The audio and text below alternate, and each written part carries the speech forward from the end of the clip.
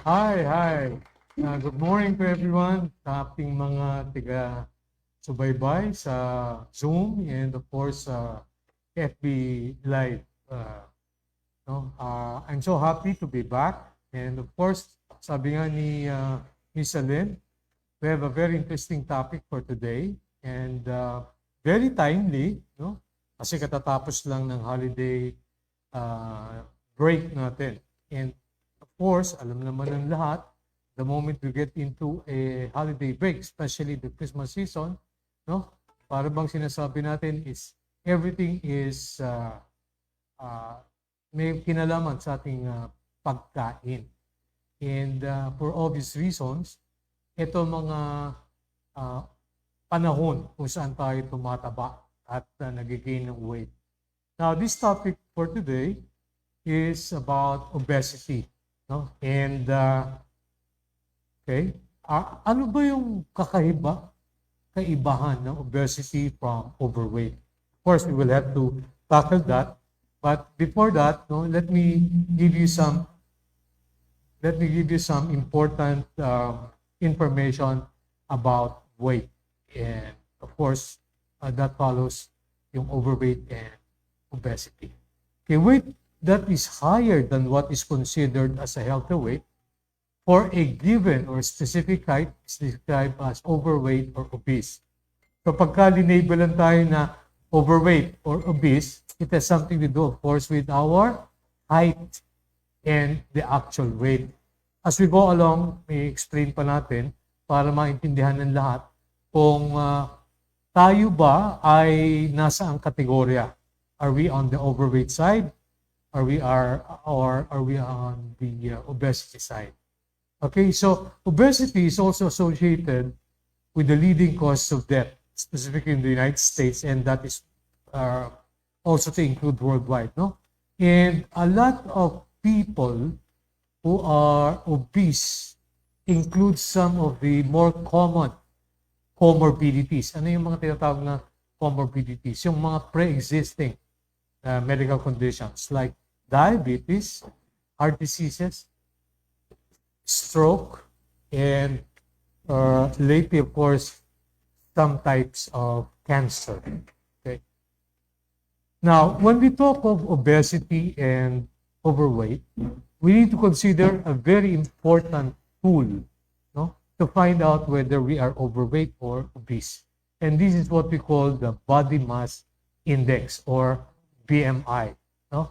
It is actually used as a screening tool for overweight or obesity to determine whether we are overweight lang or talagang obese na tayo. So it's a person's weight in kilograms divided by the square of height in meters. So sometimes, pag sinabi mong ganyan, ang hirap pang unawain. Anyway, as we go along, mamaya papakita ko sa inyo, I have a table that is prepared to find out kung ano ba talaga, kung saan kayo tumatama. Are you overweight or obese? Of course, ideally, if you are within your ideal body weight, then that is, wow, almost perfect, no? Pero minsan, ang hirap i-maintain if and when you are, no, in your ideal body weight, no? Yung iba, sumusobra, yan, nagiging underweight naman. So, in any given time that you are out of the ideal body weight, siyempre hindi maganda yun sa katawan. But more so on the overweight and obesity side. Mas maraming nagkakasakit and mas maraming komplikasyon na pwedeng tumama sa atin. Now, this is just a simple guide on determining whether we are underweight, normal, overweight, or obese. Okay? So if it comes out to be below 18.5, mamaya maintindihan natin, that's underweight. And from 18.5 to 24.9, that is considered normal. No? If it goes beyond 25, but less than 30, then you are considered overweight. And of course, beyond 30, you are now considered as obese. Now, what are the consequences of obesity? No? Kasi ang pinakamalala, no, Okay pa kung medyo overweight, kung di mo talaga kayang bumaba yung timbang mo to the normal weight, ideal body weight. Pero the moment you start getting into the obese side, mas nakakatakot na. Because dyan nalalabas yung iba't ibang klase na sakit. People who have obesity compared to those with a healthy weight are at increased risk for many serious diseases and health conditions. And these are the following conditions that are usually associated with obesity. Mortality, lahat ng cause of death, no? Meaning, no? High blood pressure, no? Hypertension. Kalimitan, probably more than 98% of the time, mataas yung cholesterol. No? Sa cholesterol, when we talk of, sometimes you hear the word lipid profile. When we say lipid, kaya nga LDL, no? Low density lipoprotein, no? Yun yung bad cholesterol. And the HDL, which is the high density lipoprotein, is the good cholesterol. Of course, if we have a choice, kung meron tayong dapat piliin, we would always prefer that the HDL is higher than the LDL. But unfortunately, in most cases, mas malimito, mataas yung ating LDL, which is the bad cholesterol. And the HDL na gusto nating mataas ay lumalabas na mababa. Okay?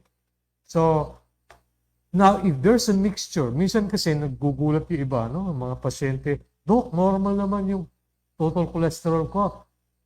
Normal pa rin naman yung HDL ko. Konti lang yung itinaas ng LDL ko. Pero yung triglycerides ko, sobrang taas. That is what we call dyslipidemia. Okay? So, pagka masyadong, for as long as there is some abnormality with regards to your lipid profile, then chances are we call it dyslipidemia. No? Now, of course, type 2 diabetes is one of the most common consequences of obesity. And even, hindi lang obesity, even overweight. And consequently, ang nakakatakot is coronary heart diseases. Diyan papasok yung posibilidad that the patient might get into what? Heart attack. Kaya, precautions. Kaya natin dinidiscuss ito para i-emphasize na napaka-importante na lagi nating bigyan ng pansin ng ating timbang. No? Aside from those that I have mentioned, of course, stroke. Ano bang stroke? That's brain attack. No? Na-mention natin during my first episode here, no? Yung cardiovascular and cerebrovascular diseases, that these are the number one cause of mortality. Ang ikinamamatay ng tao sa buong mundo, numero 1 ay stroke, which is brain attack, or of course myocardial infarction or heart attack. Aside from that, kapansin-pansin din na maraming cases ang nagkakaroon ng ang tinatawag yung gallstones, gallbladder stone. Bakit? The gallbladder is like a warehouse, para siyang bodega, na? Kung saan yung bile na pinuproduce ng liver ay siyang responsable para mag-dissolve ng mga taba. And the moment this bile goes back to its bodega or warehouse, no, may dala-dala siyang taba. And so what happens, later on, siya yung naninigas, and that will become gallstone. Okay? Now, another important disease that a lot of patients will eventually have is osteoarthritis. No? Because of overweight, because of obesity, you know what happens? Nahihirapan sila maglakad. And so, what happens? They get into osteoarthritis. It's a degenerative disease. And, of course, hindi lang yun, pati yung sleep pattern natin nababago. No? We get into breathing problems, sometimes insomnia, at ang nakakatakot ay, yung tinatawag na sleep apnea. Tumitigil yung paghinga in the middle of breathing while we are sleeping. Nakakatakot because, di ba napag-usapan natin that the brain is very sensitive to the level of oxygen. So, napuputol yung supply ng oxygen the moment na we are experiencing sleep apnea. Kaya sa mga na-diagnose na may sleep apnea, ano nangyayari? No? Laging merong nakasalpak na yung parang oxygen, portable oxygen apparatus, no? Yung CPAP na tinatawag, continuous positive airway pressure. So lahat yan ay pwedeng mangyari sa mga taong obese or overweight. Many types of cancers, no? So lalo pa, cancer of the liver, yung hepatoma, that becomes a very common problem in cases of overweight and obese individual. Now, of course, yung self-esteem na tinatawag, no? Yung ating confidence, no? Nawawala na simply because, no? Nahihiya na tayo humarap sa ibang tao. Kaya there seems to be a low quality of life, no? Then, of course, mental illness. Ano na yun damay-damay na. We get into depression, there are anxiety reactions, and of course, other mental disorders. And then, naturally, because of overweight and obesity, no, we feel more pain, body pain. And of course, the more na tinatamad na tayo to get into any physical activity. Okay? Now, pati yung dietary changes, no, it's very important to make sure that we get conscious about what we call dietary changes. No? Kaya nga yung nutritional advice coming from a nutritionist is part and parcel of any ordinary consultation regarding obesity or overweight.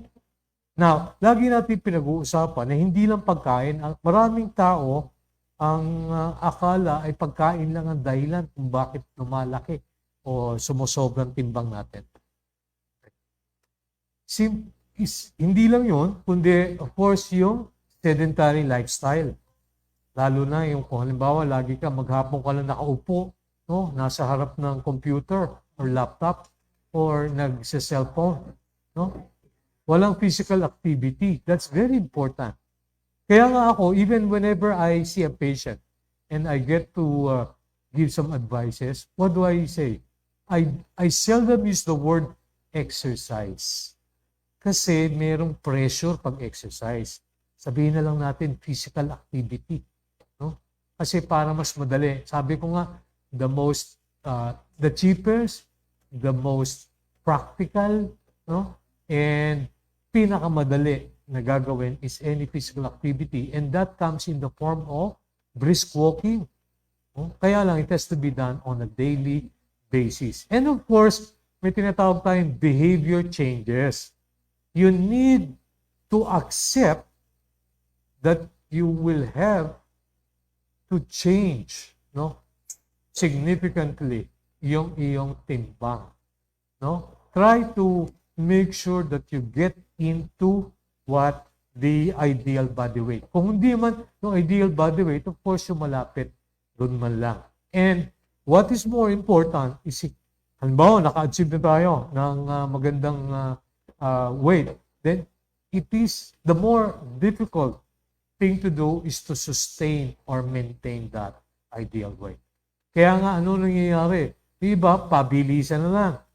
So we rely on prescription medication.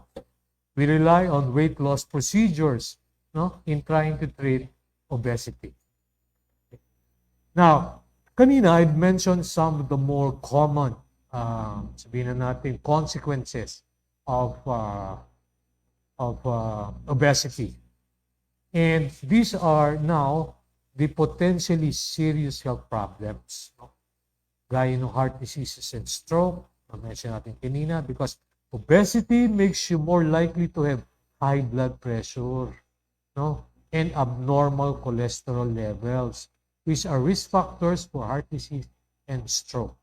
Kaya nga, even in clinical studies, no, na-mention na yon na whenever you get into overweight, or especially when you are in the obese side, no, chances are mataas na yung blood pressure mo, mataas na yung cholesterol level mo. And itong dalawang ito ang pwede magbigay daan kung bakit tayo pwede atakihin. Stroke, brain attack, or heart attack, myocardial infarction. Type 2 diabetes. No? I used to be on overweight, no? Bordering on obesity na rin dati. No? And so my blood pressure, my blood sugar level is ang hirap kontrolin. So I need to do a lot of things, no? Number one, of course, take good care of the types of food that you eat. Kasi mahilig tayo sa mga carbohydrate-rich foods.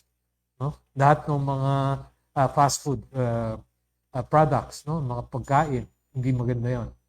And then noon, no, lagi akong tinatamad na mag-exercise.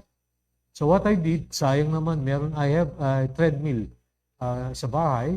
So I make use of it, no? Na-revive ko. Except that now that I'm so busy, hindi ka naman magawa. But one thing that I try to do every day is what? Brisk walking. So mas maganda, if you can do brisk walking almost on a daily basis, or at least 5 times a week, malaking bagay yan. Now, gaano katagal? Mas maganda if you can do a brisk walking for at least 30 minutes to 45 minutes. Yung ibang mga pasyente, kontrabida talaga. Sinabihan mo na ng ganyan. No? Sabihin, Dok, wala akong time eh. Ang aga-aga ko nang gumising eh, alas 4 para lang di ako maulis trabaho. Paano ko pa gagawin mag-exercise kung sa umaga? Kaya nga, binago na ang guidelines on physical activities and exercise. You can do it any time of the day. Meaning, you can do it, no, in the afternoon or even early evening. Huwag lang naman yung tutulog ka rin sa gabi saka ka mag-exercise, because that will prevent you from getting into a good sleep. So, pwede mong isingit, no, anytime, no, and anywhere, especially brisk walking. Sabi nga nung iba, kahit lang sa loob ng bahay o sa paligid ng bahay, you can do that. Paikot-ikot ka lang, no? The more important thing is, you have to do it. Because bakit? The more you have physical activities, you increase your metabolic rate. Ano ba yung metabolic rate? Diba? Pag pinagsama metabolic rate, there's something to do with your absorption and elimination. So pag tumaas ang metabolic rate mo, chances are magagamit mo yung carbohydrates, specifically your sugar in the body, as a source of energy. Kaya hindi siya mag-accumulate, hindi siya lalo tataas. Kasi ano nangyayari? Ang dami nating kinakain ng mga carbo, no? Ng mga matatamis. Tapos hindi natin nagagamit sa loob ng ating katawan. So nag-accumulate. So that follows na yung blood sugar natin will definitely get much, much higher. Okay? Now, there are certain cancers na pwede sabihin na nanggagaling o ang isang dahilan ay obesity. No?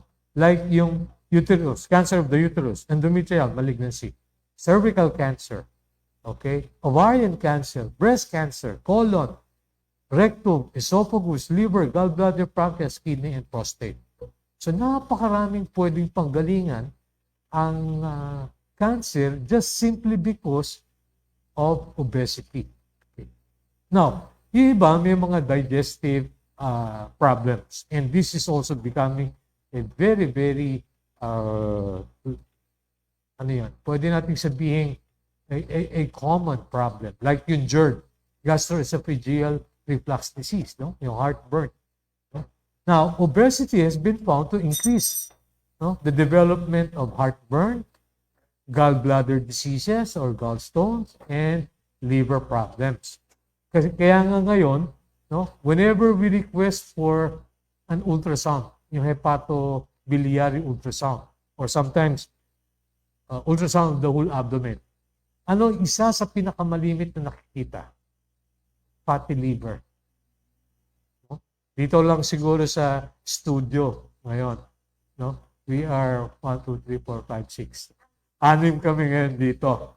Probably lahat kami merong fatty liver. Ako, admittedly, meron din ako fatty liver. No? So, hindi nakataka-taka. No? In my experience, no? In my own experience with patients, halos wala pa yata akong nakita na walang may fatty liver. So, that is already a sign that probably you are overweight or obese. Now, gynecologic and sexual problems. Oh, obesity may cause infertility. No? Ano yon? PCOS, yung polycystic ovary syndrome. No? It's getting to be very, very common nowadays. No? At one consequence of having PCOS or PCOS is what? Infertility. No? Hindi mabuntis yung babae simply because of. And sa akin, again, in my own personal experience, no? Kasi I also practice obstetrics and gynecology. So may mga nagko-consult, Dok, ba't hindi ako mabuntis? Bakit ho yung ibang mga babae, ang bilis-bilis mabuntis? Bakit ho ako hindi?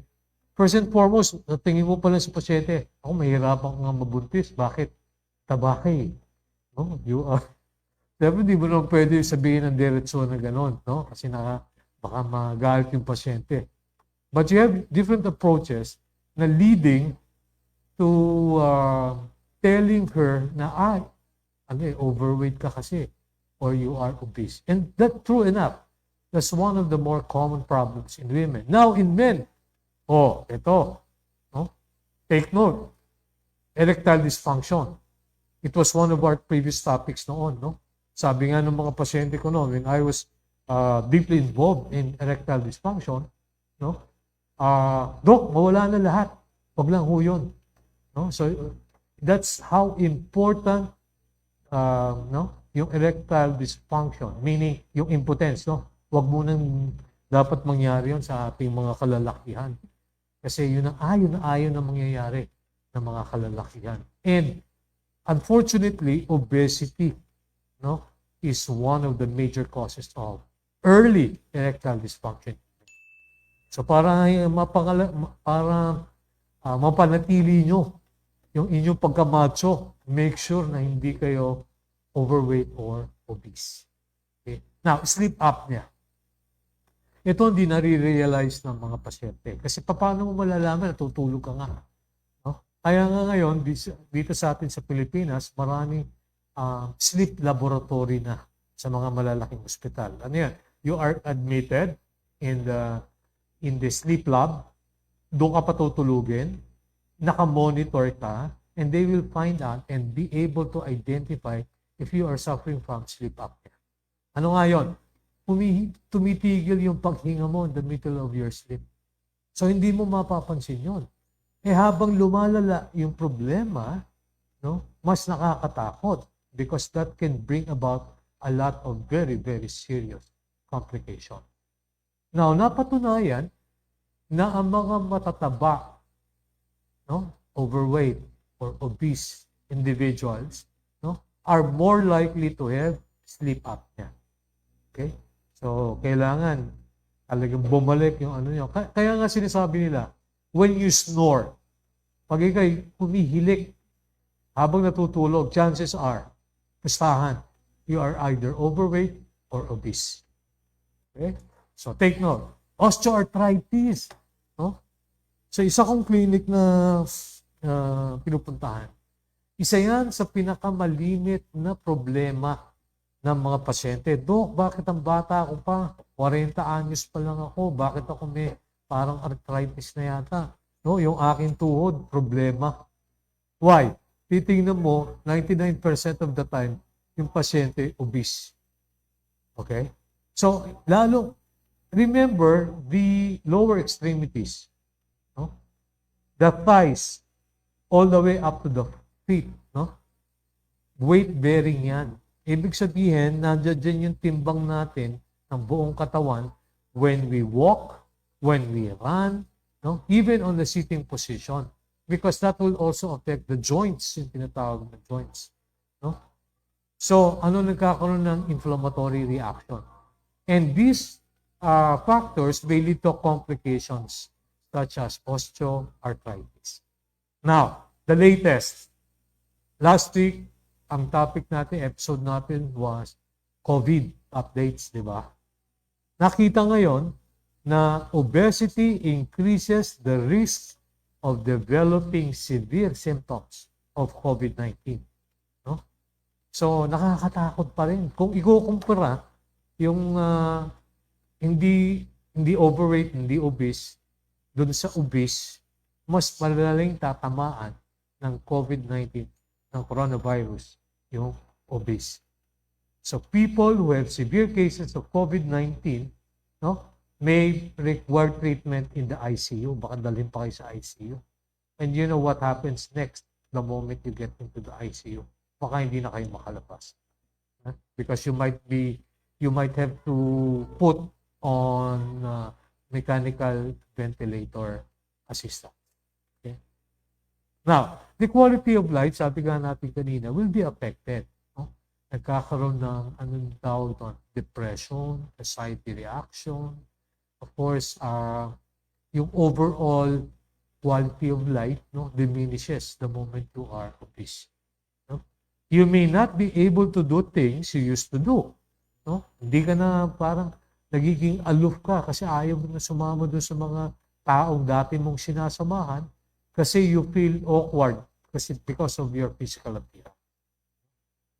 Diba? Sabi nga nung well, hindi naman ito patama kung kanino man, no? Pero maraming kalalakihan nagsasabi na minsan may nakikita silang ang gagandang babae. Pero pagka overweight or obese, nati-turn off sila. Mas gugustuhin nila yung kahit na hindi masyadong maganda, pero sexy. Di ba? Oh. Hindi ako nagsabi nun, ha? Hindi ako nagsabi nun. Yun ay malimit ko lang na didinig sa ibang tao. Okay? So, again, no, it's very important to be conscious about your health. Kaya yung isang guest natin dito, sexy. No, nung una ko siyang makita, no, akala ko talaga dalaga pa siya. No? Yung pala may anak na siya. Pero yun nga, di ba? Your self-esteem, no, increases or becomes high, no? Pagka medyo, uy, ang ganda. Uy, sabihin mo na, ang sexy naman noon, di ba? You will never hear, uy, ang taba naman noon. Di ba? So, you know, it makes a lot of sense. Kaya nga, minsan nababago na rin yung paningin mo sa sarili. Okay, so again, ito lang, just a few things na lang, no? Yung related issues in overweight and obese individual. Ayan, depression. Sometimes you develop some mild, occasional physical disability. Nahirapan ka maglakad, hindi mo halos madala yung sarili mo. And then, of course, sexual problem. Even in married couples. Minsan, siguro itong mister ko, nag-chichicks na kasi Kaya nga, sometimes, no, isipin mo rin, bakit? Baka ikaw yung dahilan.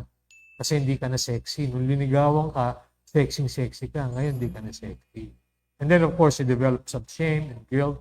No? And then, sabi ko nga kanina, you tend to be aloof. No? Nagkakaroon ng social isolation. And, of course, to be able to prevent this, you need to make sure that you are conscious about your physical weight, no? Your physical appearance. Whether you're at risk of obesity, either overweight or at a healthy weight, you can take steps to prevent unhealthy weight gain. The steps to prevent weight gain are the same as the steps to lose weight. Do you get that? No? So anong importante? Again, para na tayong sirang plaka. Daily exercise. Pero ako, I tend to use the word physical activities.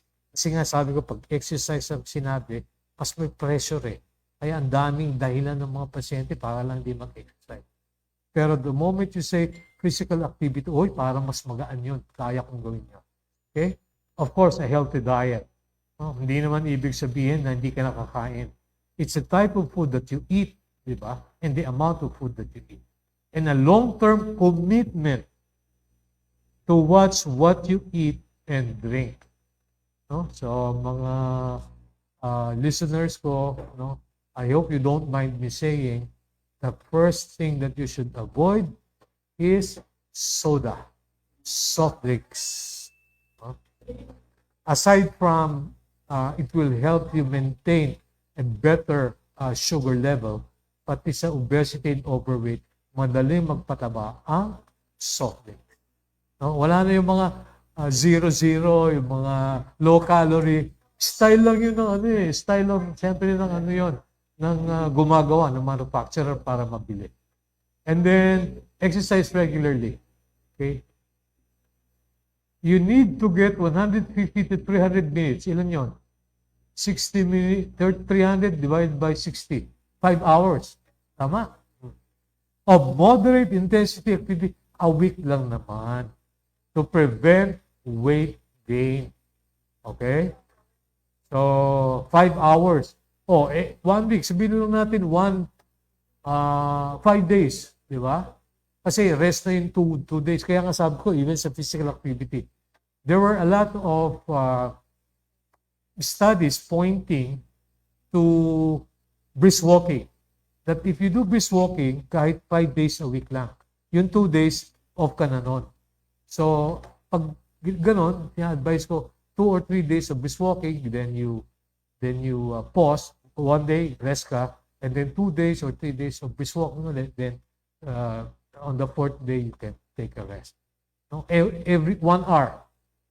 So, you are able to do the 5 hours in a week's time. Moderately intense physical activities includes fast walking. Hindi yun, the right term really is brisk walking. O, hindi naman yung parang naglalakad sa ilalim ng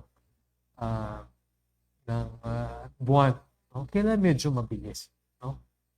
Now, if you are able to do that, ako sinasabihan ko mga pasyente, gradual. Kung medyo bata ka pa, kaya pa mag-jogging, then you can do it. Okay? Huwag kang mangangahas na mag-jog agad right away kasi maraming pasyente ang ina-atake simply because of jogging agad-agad. So, pina-prime natin yung katawan natin. So, brisk walking muna. Pag nakakaya mo na, nawawala ka na. Kaya nga, di ba, as simple as the treadmill. Kung alam niyo yun, di ba, most of you perhaps are familiar with the treadmill stress test. The moment you undergo that, hinay-hinay muna sa simula. And then, nag-i-increase, no? Bumibilis, and tumataas para kung umaakit na ng stairs or whatever. Hanggat kaya ng katawan. Sa atin, ganun din dapat ang ginagawa natin. The safest to start with is of course brisk walking. Pagka medyo tinatamad ka na, baliwala na sa akin doon, then you can now start jogging. Swimming is a very, very pleasurable physical activity. No? Pati yung intensity of your breathing, pati yung respiratory problems will be solved with swimming. And then follow a healthy eating plan. Yung iba nga, di ba? They focus on low-calorie, nutrient-dense food, such as fruits, vegetables, and whole grain. Now, itong matindi, avoid saturated fat. Ano ba yung saturated fat? Number 1, French fries. Yan. May mga hamburger. No? Yan. Masarap talaga. No? Yon ang mga sources of saturated fat. And the more we indulge in saturated fats, what happens? Tataas yung triglycerides natin. So pag tumaas yan, we get into dyslipidemia, and chances are we develop fatty liver. So limit sweets, no? And of course, alcohol. Okay? Eat 3 regular meals a day. Kasi yung iba, ginagawa, okay, magda-diet, mag-dieta. No? Yung dieting, no? Ginagawa lang sa snacks. You can, of course, omit or limit your snacks. Pero the 3 square meals should never be skipped. No? Yung breakfast, yung lunch, and yung dinner. In between, yung mga merienda natin, yung mga snacks, then of course, you can probably limit them or totally skip them. Okay? Now, this is the, you can still enjoy small amounts of high-fat, high-calorie foods as an infrequent treat. So, para ba sinabi mo, ngayon, pwede akong kumain muna once a week siguro. No, para ng yung mga paborito kong kinakain. Pero the entire week, almost the 6 days of the week, kailangan talaga yung kinakain natin ay monitor closely. Yun lang dapat. And then yung isang araw, okay, pass. Pwede nang kumain muna ng konti. If you cannot really control. Pero it will come to a point where ayaw mo na. Iiwasan mo na rin. Kasi parang iba na yung panlasa mo eh. Kasi nasanay na doon sa mga healthy foods. Sabi nga natin, whenever kasi ang dami-dami nagsasabi, Dok, hindi na ako kumakain minsan hindi na ako kumakain ng meat. Bakit yung cholesterol ko, yung triglycerides ko, hindi na bumababa? Kasi it also depends on what type of cooking oil you use. If you can avoid any cooking oil, mas maganda. So grilled, steamed, diba? The best would be raw. Anything raw. No? Na pwedeng kainin. Kaya nga, ano yung mga raw na hindi naman tayo pwedeng kumain ng raw fish. Ha? Oh, sushi. Okay, fine. Right. I stand corrected. Hindi pala I stand. I'm sitting so I sit corrected.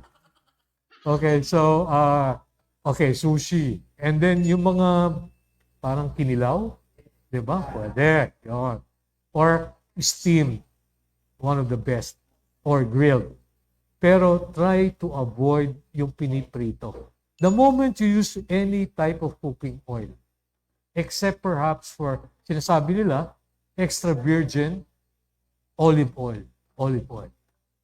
Kaya napakamahal. Saka hindi tayo sanay, di ba? So, wag na lang. Okay? Just be sure to choose foods that promote a healthy weight and good health most of the time. Okay? Know and avoid the food traps that cause you to eat. Ano yun? Ano yung food traps na yun? So, identify situations that trigger out of control eating. Kasi yung iba, pag masama ang loob o may problemang iniisip, dinadaan sa pagkain.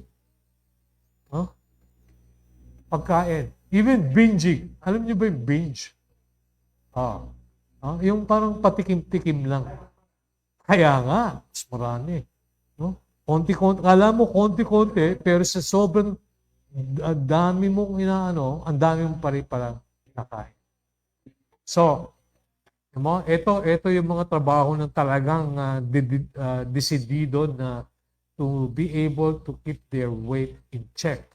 Try keeping a journal. So, meron ka pang parang diary and write down what you eat, how much you eat, when you eat, and how you're feeling. Ano bang feel mo? Babalik ta rin mo lang, psychological lang yan. Kahit na pangit yung kinakain mo or konti lang isipin mo, marami yung kinakain mo. After a while, you should see patterns emerge. Nakikita mo, susundin mo na talaga yan. And then you can plan ahead and develop strategies for handling these types of situations. So, di ba? Ano yung bulimia? Nadidinig yung bulimia, di ba? What's bulimia? Yung kain ka ng kain, pero sinusuka mo lang. Okay. Iba naman yung anorexia nervosa.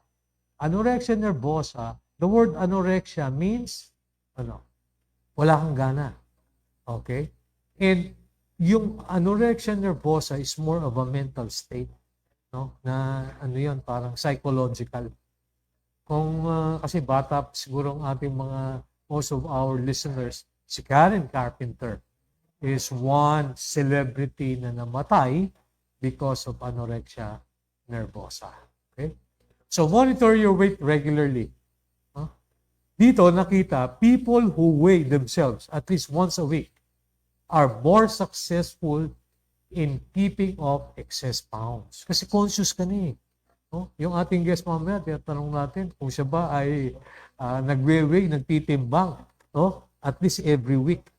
No? Para kasi nakita, uy, tumaas na yung timbang ko ng 2 pounds. Okay? No? So, yung iba naman, ayaw na magtimbang. Nagdududa sila na makapagtimbang sila, they might get frustrated. Ako, oo, siguro yung timbangan. No? So, monitoring your weight can tell you whether your efforts are working. Diba? And can help you detect small weight gains before they become big problems. Okay? So, be consistent. Sticking to your healthy weight plan, no? During the entire week or on the weekends, no? Kahit na may holidays, as much as possible, increases your chances of long-term success. Kasi nakita sa mga studies that when you're able to go down to your almost, sabihin na natin, ideal body weight, the bigger problem is how to maintain it. Kasi minsan, ang feeling mo, ay, okay na ako, kaya ko naman pala. Tapos hindi mo na napansin, no? Bumalik na naman yung mga hindi magandang habits mo, unti-unti tumataas na uli yung timbang. Sayang.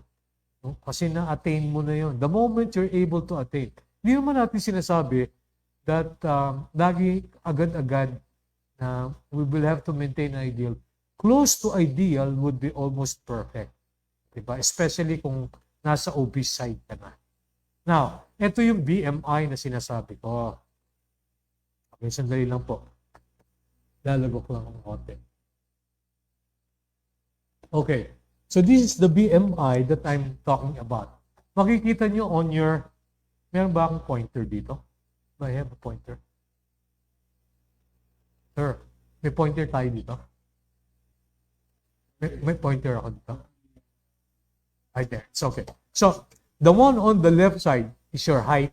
Makikita nyo? And the one on top is your weight. So, yan yung BMI chart because, of course, you know your height. And then, of course, you know your weight. So, i-intersect mo lang yon kung saan tatama. Yung violet, underweight. Yung green, healthy. Yung yellow, overweight. And yung orange is obese. And I hope nobody gets into the red, extremely obese. So, halimbawa, sige, tingnan nyo, di ba? Pag kung saan tatama, yung height and your present weight.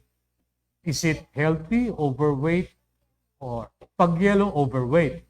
No? Pag orange, no? Obese. No? Doon lang naman tatamahin doon sa tatlo eh. Healthy, overweight, or obese. Okay, so this is a very important chart. No? So, makikita mo, for example, you are 5'3", no? And you weigh, say, 130 pounds. Saan mag-i-intersect yun? No? Ano? Sabi natin kanina, 18 and below underweight. No? Anything below 30 is ideal. Okay? And pagka tumaas na sa 30, that is obesity already. Sorry. Below 25 is ideal weight. Okay? From 25 to 29.9 is overweight. Beyond 30, you are obese. Okay? So, ayan. At least maganda yung chart na pwede nating makita kung saan tayo pumapalo. Okay? Ayan, sabi natin. The recommended weight are what we find in values between 18.6 and 24.9. Okay? Yan yung ideal weight, healthy weight. Now, you are overweight if you are from 25 to 29.9. Okay? And obese, definitely obese, when your BMI is over 30. Okay? Yan. Okay? So, yan yung idea, yung pagko-compute ng BMI. So, I hope, you are you are at least guided by this chart. No? Now, in general, women collect fat in their hips and buttocks, no? Giving their figure a pear shape. Yung tinatawag. Kasi may dalawang shape no, yung apple shape and pear shape. Men usually collect fat around the belly. Yung tinatawag na beer belly, no? Yung beer belly, and that is what you call the apple shape. Although this is not a hard and fast rule, but some men may also develop pear shape, and some women may develop apple shape, particularly after menopause. Yan, isa yan sa nangyayari sa mga kababaihan because of the hormone levels. Nagbabago yung hormones nyo, bumababa, deficient, so you tend to have an overweight or obese weight, no? Okay. Apple shape, yung sa tiyan, yung beer belly na tinatawag natin because of beer, no? Most of them are more likely to develop many of the health problems associated with obesity. No? Mas nakakatakot pag yung lumalaki yung tiyan natin. No? There is increased health risk because of the fat distribution. No? It is better kung between the two, the pear and the apple, mas mabuti na yung pear. Now, another rough way of estimating the amount of a person's abdominal fat is by measuring the waist circumference. Gano'n ba ang natin? Sa lalaki, if your waist circumference is 40 inches or even greater, and sa babae, 35 inches or greater, then you are considered to have increased risk related to obesity. Okay? Related to obesity. Kaya iba nagpapa-lipo. Mahal na lipo. Tapos after a while, babalik na naman sa dati. Sayang. Diba? So the best thing to do is be able to maintain your weight the moment you're able to gain. A modest weight loss of 5 to 10% from the initial weight and long-term maintenance of that weight loss can bring significant health gain. So bababa, tutulong. It will lower your blood pressure. No, it will help lower your cholesterol. No, it will reduce your type 2 diabetes. Okay? It will decrease the chance of stroke, decrease complications of heart diseases, and of course, decrease overall mortality or death. So, di ba, kasabihan yan, kapag ka tumatanda tayo, the leaner we are, no? Mas payat tayo, mas mahaba ang buhay natin compared do sa mga matataba. So this is my last slide. The goal of treatment should be reached and held to a healthier weight. The emphasis of treatment should be to commit to the process of lifelong healthy living, including eating more wisely and making sure that we increase our physical activity. So dyan na po nagtatapos ang aking konting explanation about obesity. Hopefully, kahit pa paano ay meron kayong natutunan because this will have a very significant bearing on our overall health and consequently, of course, on longevity. Yun naman ang bottom line natin. Mahanap tayo ng mga paraan para humaba yung ating buhay.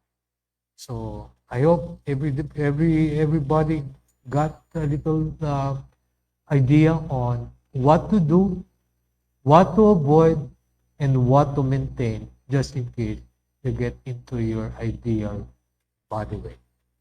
So later on, we'll proceed with our question and answer portion. Maraming salamat po. I'll see you again in a few minutes. Stay on. Yon. Hey, we're back. Balik ko ulit kami. Good morning po, Unified. Shout out ko lang po yung ating mga online viewers. Welcome po. And grabe po, no? Yung mga katanungan, Doc, na sabi mamaya meron tayong online question. Pero before that, ano kaya yung mga maganda natin na ibigay sa kanila namang advice with regards po sa mga obese, no? Grabe, obese talaga eh. Pinagdidiinan, obese talaga. Oh, So, ano yung mga magandang produkto natin na pwede nating i-offer sa kanila? Kasi yung iba, sabi nila, meron ba mga procedure? Kasi tamad ako mag-exercise, ayaw ko, takot sila uminom or mag-take ng mga supplemento. Meron ba mga procedure na pwedeng gawin para mabawasan yung timbang nila? Aside dun sa ano yun, lipo, may other option ba na surgery? oo, no, if others are so concerned about their weight, no, weight loss program, siguro iba nakakarinig yung bariatric surgery. No? Ano yung bariatric surgery? Tinatanggal ba yung ano? Ano Oo, ba yung binabawas? pinaliliit yung Pinaliliit. stomach. No? Iniipit yung stomach para nang sa ganun, madali tayong nabubusog. So pag madali tayong nabubusog, konti lang makakain natin. Pero may tendency ba yun na halimbawa, control mo pa rin yung food intake, pero may tendency ba na tumaba ulit? So, Oh yes. so That's hindi why, siya 100% talaga. yes. No? There is no 100% ika nga, cure for obesity and overweight. The more important thing, sabi ko nga kanina, is to be able to, what do you call this? Maintain. Yun ang Oo. pinakamahirap sa Ang lahat. pinakamahirap gawin Mag-maintain. really is to Diba? maintain. Tulad ko, ang na-maintain ko yung yung kalusugan. Di ba? Kasi Unified Radio TV, kalusugan, kinakailangan, malusog tayo. Pero depende kasi hindi na porke nangungulugan na slim ka, ay healthy ka. Yes, right. Tama si si Doc Eric, no? Hindi, it's not solely based on the Yes. physical looks. Hindi pwede sabihin mo sa physical lang or payat. Kasi meron tayong mga alam and ito ay research din, no? Sa clinical studies that there are people who are underweight but are suffering from very serious problem. So, yan yung natin. It's not a guarantee na kapag ikaw ay underweight, wala kang mag-problem. Kaya nga, we always go back to what is normal and be able to maintain ideal body weight. Now, of course, for others, or sabihin na lang natin, mas sa mga nakakarami, napakahirap, especially when you have gone into overweight, lalo pa kung obese. Yeah. Pero the mere fact that you are gradually able to reduce your weight, no, and it's close to normal, then okay na yun. The more important thing is to be able to maintain it. Sinasabi gradually. Hindi Yes, meron of kasi course. yung bigla siya nag-lose Hindi po ng pwede, weight. hindi po pwede. So, no? medyo nakakatakot yung sabi nga, when you're obese or overweight, so nalalapit tayo dun sa mga disease like Yes, diba, okay. diabetes, diba? Right. Most especially yung hypertension, di ba? Right. Parang pinakyaw ko na lahat yun. Yung gano'n. Kasi, ano ba, Dok, namamana ba yun na... Well, of course, there is may genetic, may genetic contribution. No? The risk factor is it, especially when you have a very strong family history of obesity. No? Kaya lang, hindi natin, ang point ko lagi doon, is hindi natin pwedeng sisihin na simply because sa nanay natin, tatay natin, tayo mga kapatid natin, kaya tayo naging gano'n. Now, there's always an answer to every problem, especially sa health issue. So, still, yun nga yung malaking challenge na despite the fact na may risk factor from genetics, the family lineage, nakokontra mo at gumaganda yung timbang mo. Of course, by all means. May nag-message kayo sa akin, Dok, kanina habang dinidiscuss natin about, syempre, aside sa food, di ba, kailangan yung exercise. Yes. Sabi nila, kasama ba dun sa exercise yung sex? Oh, yes. No? Malice aside. Yeah. No?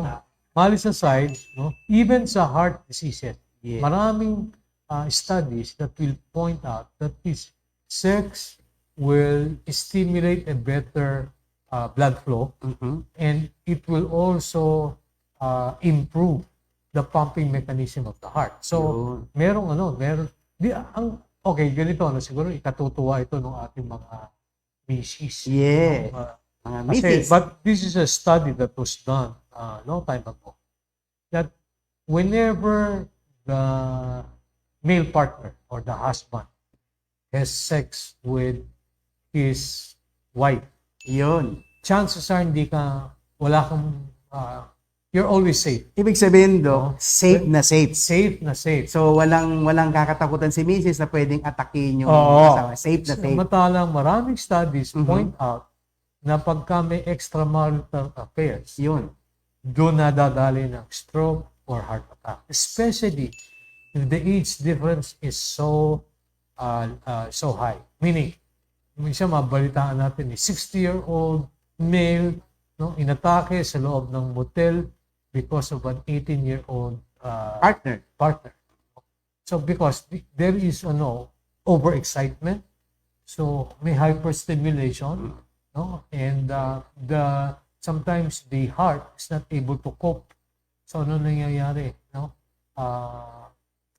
Inaatake. Lalo na pag ubis pa yung lalaki. Lalo Mas pa, malaki yung mas- chances. Yes. So, tama pala the yun heart na diabetes. yung mga asawa nakakasiguro kayo, pag asawa nyo yung partner nyo, safe kayo. Yes. So, right, grabe right. yung mga meat. So, ano mga pwede natin... Pero, pero.